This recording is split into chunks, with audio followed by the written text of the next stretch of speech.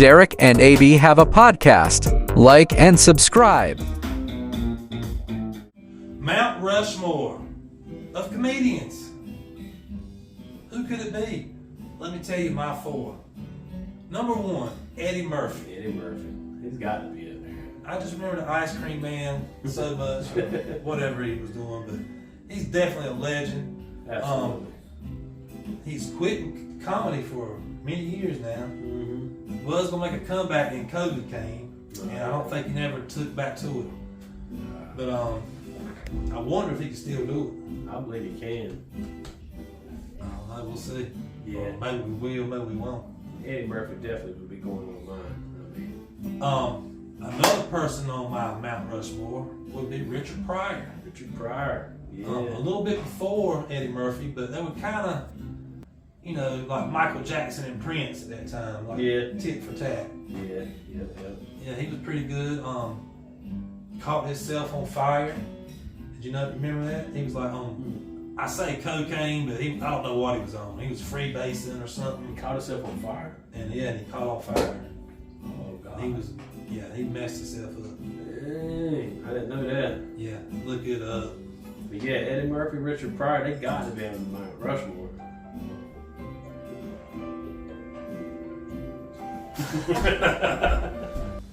All right, also my Mount Rushmore, I think is probably maybe the best comedian right now, Dave Chappelle. Dave Chappelle, yeah.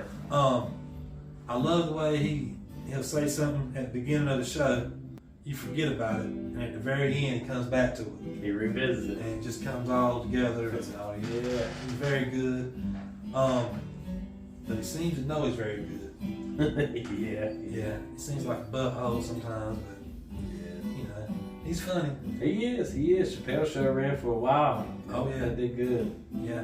He definitely made a name for himself. He's one of the legends, and I would put him up. What was what do they call it when they had that draft? Were they drafted white people for the black people, or black people for the white people? But anyway, it was hilarious. He used to play that crackhead. And, yeah. Got any more of them? Whatever. All right. Last but not least, I'm going Andrew Dice Clay. Andrew Dice Clay? Now, he was funny. He's probably not one of the top 4 funniest comedians, but he kind of was the first one to really blow up. He was playing arenas. He got real big, very vulgar. You know, actually, Andrew Dice Clay is not him. That's a character he was playing up on stage and become so good, he said, well, I'm Andrew Dice Clay from now on. He stuck with it. Yeah. It worked for him too. Yeah. Those are my 4. Let's see what Derek's got to say. Yeah, I would agree with that most part. I mean, you gotta love Richard Pryor and Eddie Murphy. I mean, ever since I was young, those were the funny dudes on TV. You know, they were hilarious. And Dave Chappelle, I mean, come on, he's the king. I would have to add Martin Lawrence. I watched Martin Lawrence doing this show, but I watched him do the Def Jam, Comedy Jam and stuff. I mean, that stuff was hilarious, and his stand-up was hilarious to me. So I would definitely put Martin Lawrence up there. What's up? All right, I got the news for you. It's time for the news. An official for the Australian state of Victoria was unable to hide his amusement at the NSFW cause of extensive flooding that shut down 2 Melbourne train stations last week and caused lengthy delays for Olivia Rodrigo fans after her concert in the city. Minister of Transport Infrastructure Danny Pearson told journalists at a press briefing that initial reports it was an act of vandalism that led to the flooding out of the Flagstaff and Melbourne Central stations late Thursday night were actually incorrect. The damage caused extensive flooding to several platforms, which resulted in an automated evacuation of both Melbourne Central and Flagstaff railway stations. The flooding and evacuation of the stations had a flow-on effect to Melbourne's underground rail network, causing significant delays. Instead, he said surveillance camera footage now appeared to show that an amorous couple in a stairwell dislodged a sprinkler. Pearson split with laughter as he attempted to answer questions and announced that police are now investigating the incident. Perhaps a stairwell may not be an appropriate place to find yourself at the end of a dinner, he added. Alright, so what we had here, we had a couple fornicating in the stairwell. Somehow hit a button, flooded everything. He is a big joker. Good God almighty, he's huge. Club Shay Shay. You know who that is? Oh, Club Shay Shay. Oh, yeah. Shannon Former Sharpe. football player. Yeah. Yeah. On First Take now, used to do the show with Skip. With Skip. Yeah, that's right. Yep, I remember. Well, I did a video on one of our podcasts not too long ago about this, where he leaked a sex tape on Instagram Live, where just audio. And he was like, "Oh, my Michelle," and you could hear him doing it. I mean, a month ago, Shannon Sharpe went on Instagram Live clapping someone's cheeks. All right, and I was just, in my video was like, well, I just can't figure out why he would do that. Yeah. And because everybody gave us videos about how it's not possible to leak an Instagram Live Yeah, how video. is that possible? I mean, Get come through on. all these steps to make it live. To leak it, you know Right. what I mean? Come on. I mean, that Instagram Live. Back to the Instagram Live real quick. You think it was set up? I mean, to get into Instagram Live, you have to open up your phone. Your face has to be recognized. Or you got to put your password in. You got to hit Instagram. Then you got to hit like the story button. Then you got to move over to the right and hit Instagram Live. And then when you hit that, it says, "Are you sure you want to go live?" And then you got to hit yes. So, just the other day I come across some information and I was like, oh, well maybe this is why he leaked it. It seems Shannon Sharpe, and a lot of people on the internet have already been talking about this and know it. I just ran across it. Seems he's been carrying some gay stylist, his stylist, personal stylist. Why you would need that, I don't know. But he's been carrying him around everywhere he goes. When he goes to NBA games or whatever, you know, they'll be photographed together, sitting right there next to each other. So this is a dude that's a stylist. Not a stylist like you would use on the screen. Right, like the guy's gonna dress you. Okay, I know when you said stylist. I was like, what? Well, that's how I take it. I don't know. Oh, wow. But it's all over the internet, and people are starting to say he's fruity. So maybe that's why he leaked it.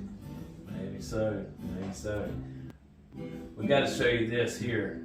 Take a look at this.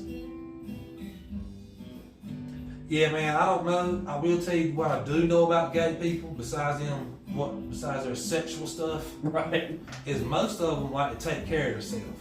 Most of them wear good clothes, and most of them are in good shape. It might carry the stylist. And this man's an old man and has muscles out the wazoo, and he's got his own stylist now. I don't know. I don't know.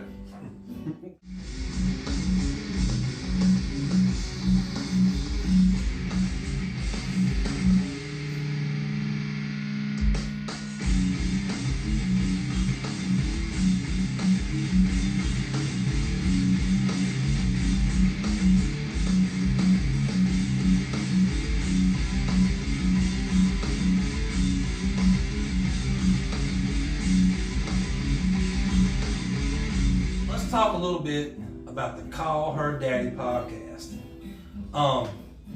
The reason I know about it is because Kamala Harris was on it the other day. That's the only reason why I know about it. And I found it very interesting when I heard that the Call Her Daddy podcast started out talking about eating. And then the vice president went up there. How's that happen? That's I guess crazy. they don't do it anymore, but that's what they were doing. Derek, have you ever had yours eaten? I haven't. I would not put nobody down there. I wouldn't go for that. Now, have I eaten one? Not on purpose. When I got back and think about it, when I was about 15 or 16, I could have done it by accident. Oops. Did I do that? Did I do that? How you gonna get the vice president on a show like that and her just go up there and just smile and like, yeah, this is normal. It ain't normal. It ain't normal. And he ain't the goat. Alright, AB5 and I are going to try and cook these grilled nuggets that we got from Sam's. Let's see how it goes. Alright, we are going to cook grilled chicken. We're going to air fry it. We're going to cook broccoli as a side. Let's see how it goes. Alright, he just had one out of the microwave. Let us know how that one tasted.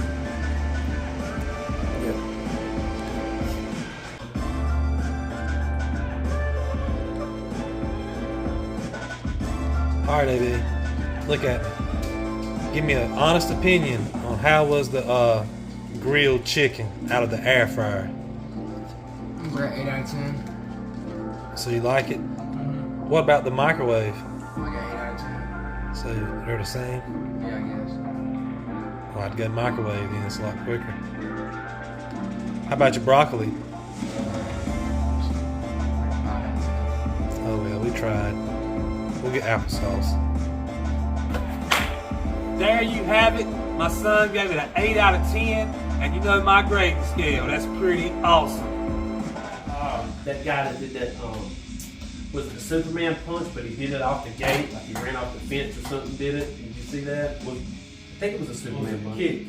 Might have been a kick. Oh, okay, yeah, he jumped off the cage and did a kick. Yeah, Edison.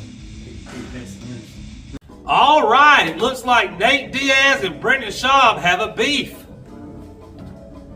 What is this beef? Well, let's look back a few years ago. Brendan Schaub working for Showtime, and Nate Diaz was in the backstage of the fight. The fight was going to be McGregor and Floyd Mayweather.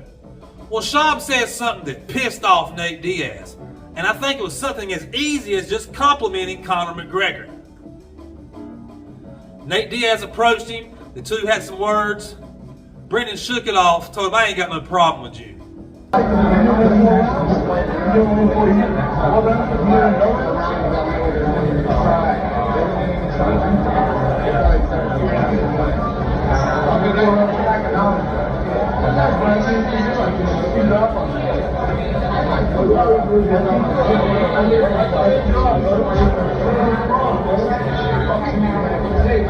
Let's cut to 2024. Brendan Schaub is talking about his good friend, former heavyweight champion Shane Carwin. Laugh. God, we're idiots. We used to laugh because we'd get in our car and we wouldn't know how to get home. After sparring, we'd call each other and laugh. And thank God I'm all right, you know. Somewhat all right. I don't know. Who knows? You know, I talk for a living. I do a lot of creative stuff, which I think helps me delay whatever's headed my way. Who knows? But when I talk about fighter pay and compensation, there's not enough money in the world.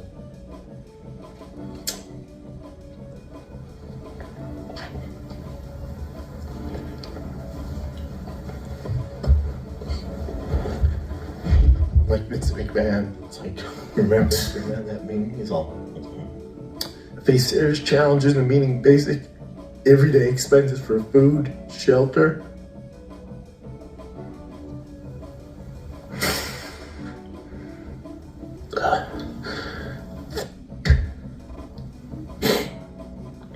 He has kids.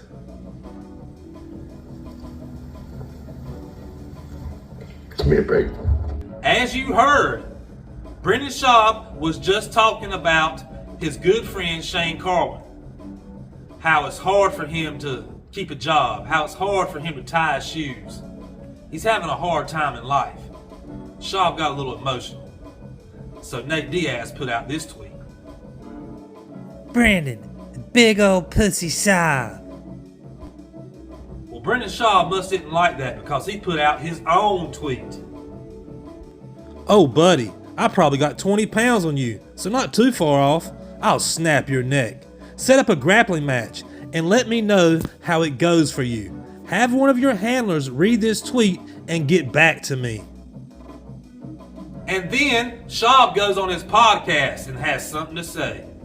This is just internet gossip, right? This gets him trending. He doesn't have a lot going on. Didn't get paid for the Masvidal fight. Probably doesn't know what he's going to do next. Conor, he's probably waiting on that. Conor's tied up with the TV right deal, so he's probably banking on that. He fought Masvidal, lost to Jake Paul, right? That's a big blow to his ego. I tell you, this is getting me hyped up. I know it's different weight classes, but can we see Schaub versus Diaz in a grappling match, perhaps? I guess he needs to do this to stay current. I retired 15 years ago, man. That being said, that's social media. This isn't real. Because here's what's real. I will f you up. That's real. I'm not asking for this. I don't want to f him up. I'm not trying to f him up. End of the day, if he walked in right now, I said, Chin, Case, can you guys leave? Only one of us is going to walk out unscathed. Yeah. And it's me. I tell you what, I'm enjoying seeing the fighter come out of Brendan Schaub. Day of the week, 365 days a year, I will snap his neck. I know. What's his area code? 209? I know, 209. I get all that. Very cool. None of that is real. Yeah. Oh, but he did great against Donald Cerrone. Did you see him? Leon Edwards. Dude, he's had some great fights. Tough dude. I don't give a I'm 245 pounds, trained black belt, top 10 UFC heavyweight in the world at one point. Yeah. I'm not out of shape. I'm a fucking beast when it comes down to, I know, I tell jokes, I do crazy, I made some mistakes. Oh, he got knocked out by Nogueira. Oh, he's in the truck. I get all that. Firing the kids, silly dude. I get all that.